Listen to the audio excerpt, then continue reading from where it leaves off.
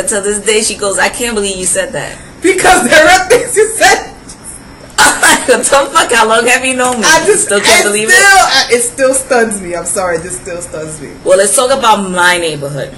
So let me just say this. Let me start by saying that I moved to a neighborhood that I thought I was going to be having peace and quiet. I can come home, chillax, you know, have my whole zen going for me. And today I get, you already fucking laughing. Sorry, because there's something I had to add on for my trip into here this evening. So okay, so I get into my apartment, right, and I know that Raquel is coming over because we're filming the show, and so I start getting changed and whatever have you, and I hear a voice from my bedroom going, "Come on, we can work this out. Come on, we can work this out." And I'm like, if he says, "Come on, we can work this out," one more fucking time, I'm gonna go out there and I'm gonna tell him to shut the fuck up, for real. Because this is my time. This is Charlotte time, right? So I get changed and whatever, and I keep hearing. So I looked out my window, my bedroom window, and I see it's a cop looking up. I'm like, So I get out and I go into the balcony, and there's a fucking man about to jump off. I'm not laughing at this man jumping off. No, it's just it gets better. So is an Asian dude, like he could be Chinese, Japanese. We'll talk about my theory about that later. But oh my God. He's trying to. I don't understand a word he's saying. He's basically saying, if I fall, I won't die. He wasn't speaking English? Like he had a thick accent? He was speaking his language. I don't know what the fuck it was. Some Cheeching Chong. I don't know what it was. So the cop is like, come on, we can work this out. We can work this out. We can work this out. I'm like, he don't want to fucking work it out. He wants to jump off, right? Did you say let him jump? No. Oh, okay. Raquel? Is there something, I'm constantly surprised, so I just, maybe I wouldn't have been shocked this time. What kind of shit is that? So I look up, right, this dude has no shirt on. First of all, that alone. He didn't have a nice body? No. That's probably why he wanted to kill himself. Keep going with the story, you interrupting the flow. So the cop is like, come on, we can work this out. So I call Raquel, right, and I'm like, yo, I gotta tell you something. And I'm at my office, trying to do work. Yeah, trying to sell a house. If you need to sell, just call Raquel. RaquelSellsPrettyHomes.com. There you go. So I'm like, yo, this dude is gonna jump off, and I'm telling Raquel. Raquel goes, Charlotte, don't look at him, right? Go inside, because it's like a train wreck. You don't want to see that. Yeah, because that can be very traumatizing. I mean, I haven't seen one personally, but I've seen a lot of movies where people jump off a ledge and kill themselves, and the people who witness it in the movie, which we can, extrapolate to real life, they're always, traumatized. And Charlotte can sometimes be sensitive. And I just don't want her to be like, oh my God, I saw somebody kill himself. What am I going to do? Because all I'm going to be able to say at that point is, I told you not to look.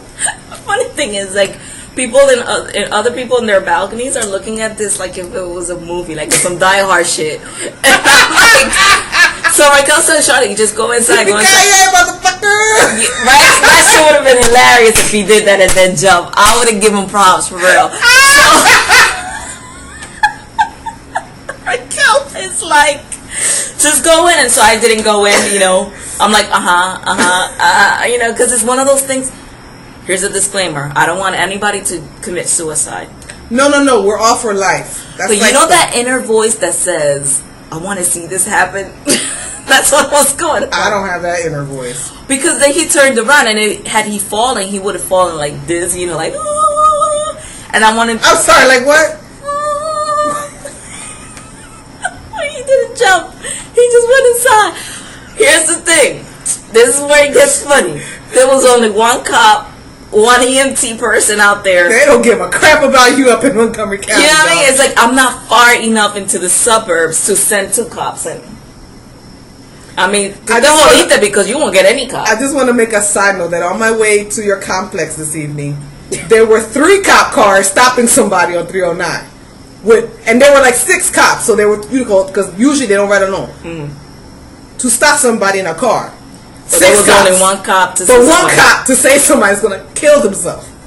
But 6 cops to give somebody a ticket. I just think that is not conducive to my peace and my zen. So if I start writing shit on Facebook that is not like Charlotte, then you know what happens. Well, the other thing is that I think that the security in this facility sucks. Leaves a little something to be desired. It sucks. And I'm going to give an example. But you know what? They're not. Okay. Let me just retract that. They retract dates on me. It's not that they suck. It's that they're not. That they suck. No, but they're not consistent. Because some days they'll be like, "Where you going?" And some days they won't. Yeah, some days they're like Nazis. Like you gotta almost have an ID and shit. Yeah. But then there's days like today. For example, you pull up to the gate. I tell them where they're going. Now, other times when the person is being diligent about their job, they said, what's the name of the resident? Right. Which building? Yeah, which building are they expecting you? Sometimes they've asked me that. So this dude today, and I'm gonna say it's Wednesday, September the 8th. Yeah. So whoever's working in the evening, probably gonna get in trouble. But this dude, I pull up and I give the building, the apartment number, and he goes a little looking me up and down, like, all right, have a nice night.